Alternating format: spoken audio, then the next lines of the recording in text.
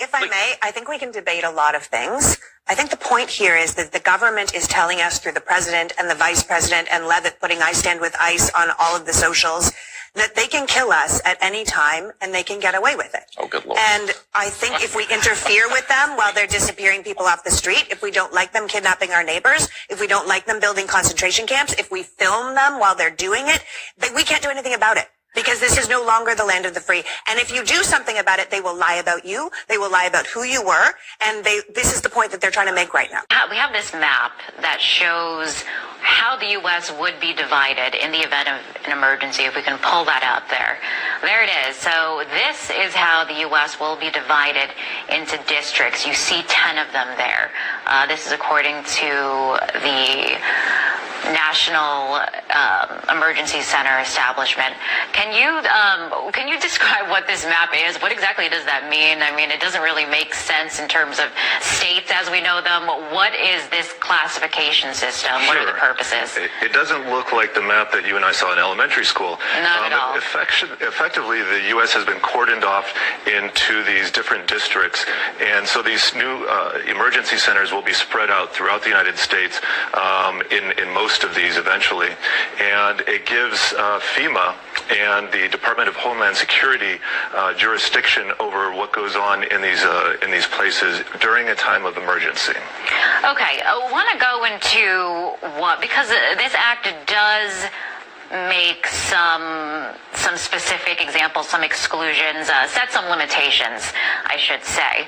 So the National Emergency Center Establishment Act, what it does not do, it does not authorize any federal officer or employee to force an individual to enter a national emergency center or prevent an individual from leaving a national emergency center. So, Bob, it looks to me like there are some safeguards there. If you don't like it, you can leave. Well, I'd like to think so, and this was actually one.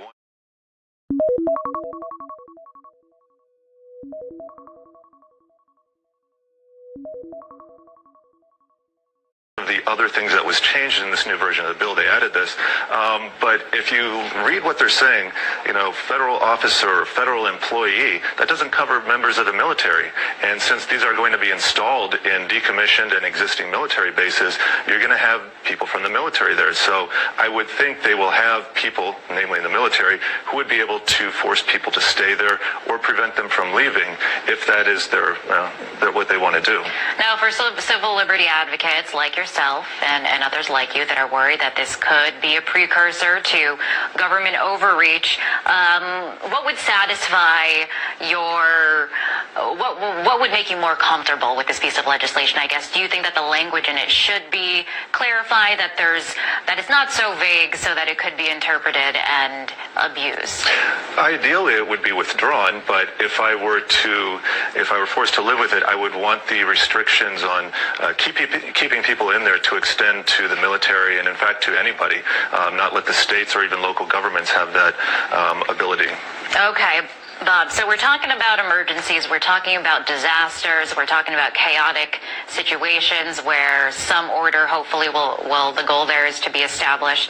And, some are going to say desperate times call for desperate measures. So doesn't that ring true for natural disasters and cases like that?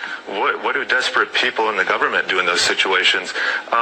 Like I said, I think it's a slippery slope, and we don't really need people in power with these vast sweeping powers to begin with. Unfortunately, there's moral hazard involved here, too, where people really don't take care of themselves anymore, plan for these emergencies when they have the federal government and other governments ready to step in. And we saw what a great job happened in Sandy and in Katrina. So, like I said, moral hazard. Hey, shalom, shalom. First and foremost, I want to give all praises, honor, and infinite glory to Yahweh, Ba'ashim Yahushai, Ba'ashim Kakodash, to belong to the apostles, bishops, and elders of all Israel, whom I learn from daily, and who rule well, peace and salutations unto the hopeful elect, who are given diligence to make that calling of election sure. That's the brother Ariyah Shafat. Back, not with a lesson, but, a dream that I had. It was a while ago, but, and I did a video on it. But I deleted it, and I wanted to do the video over. I believe I deleted it. I'm not sure, man, but, I just wanted to do that a video of that dream over because it's so relevant now, man. Right? Y'all seen the video that I put, posted before this. I think it was posted back in 2024, if I'm not mistaken, maybe 2023. But it's so relevant today because they're talking about it. You know what I mean, on the news and in different sectors of social media, TikTok, Instagram, YouTube. And the topic that I'm referring to, as you've seen, was the FEMA camps, man. Right, with ICE being enacted, the Gestapo, right? Trump's personal army, if you will, man, carrying out orders, like he said.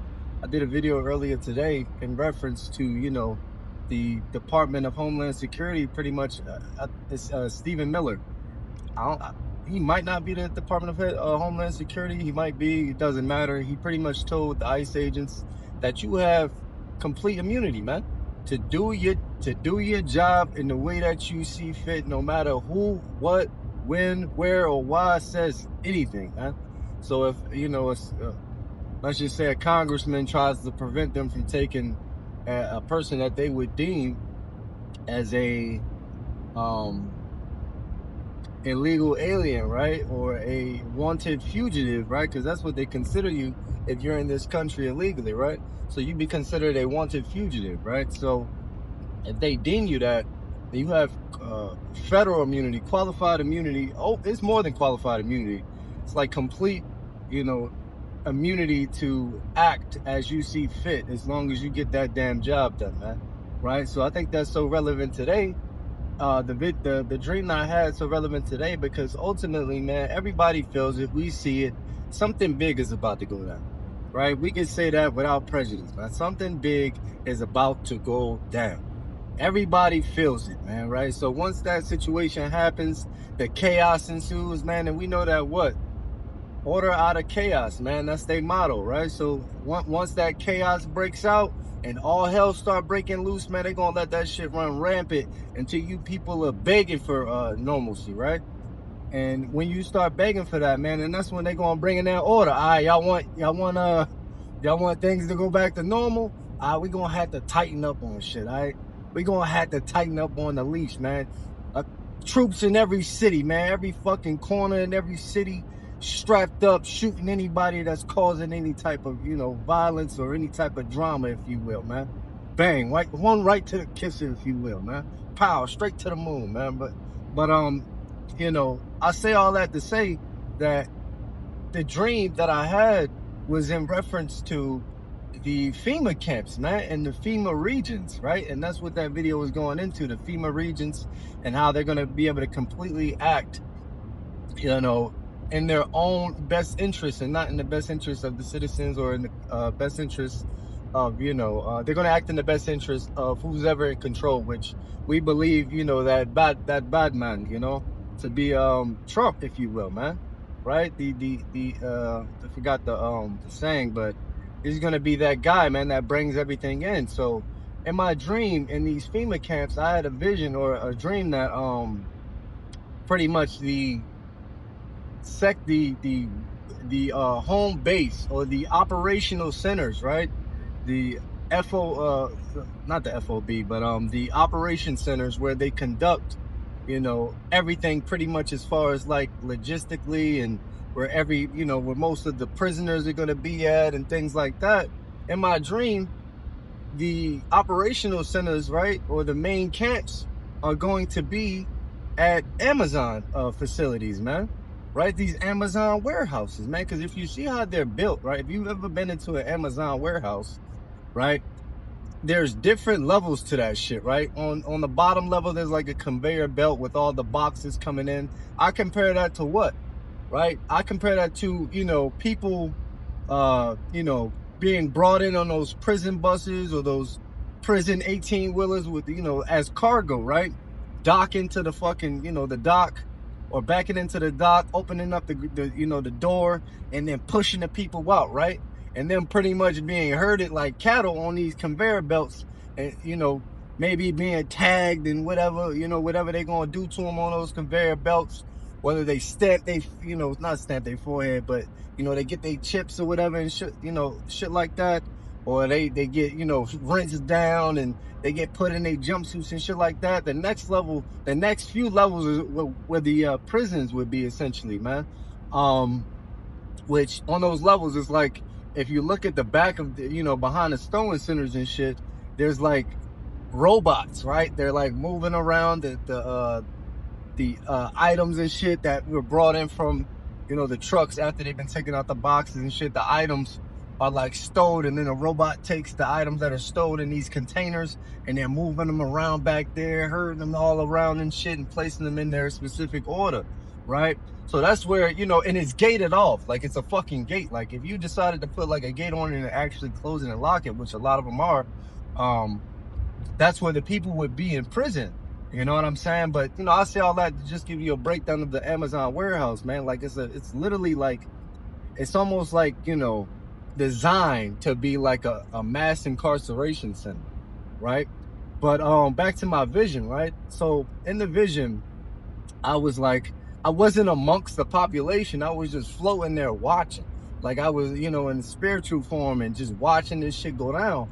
And what I seen was like, you know, people in these gray sweatsuits, and some of them locked behind glass, you know, see-through glass doors, and, you know, people eating at tables, and it was kind of wild, man. But, you know, I just wanted to go a little bit into the vision that I had, man. And, you know, this could be a future, you know, something that's going to be going down in the future, man. So, you know, prophesy means to say before. So I wanted to just, you know, say, or, you know, break down the vision that the Lord gave me, you know, and give it to the people. Now, we're not supposed to take a lot of stock in the dreams, man. But when you see dreams like that, man, they can be visions to warn the sheep about, man. And our job is to what? Warn the sheep, man. So you got to do your fucking job and warn the sheep, man. So that's what I'm here to do, man. That's what this video was about. Lord willing, this was quick, straight to the point, and edifying, man. And until next time, shalom.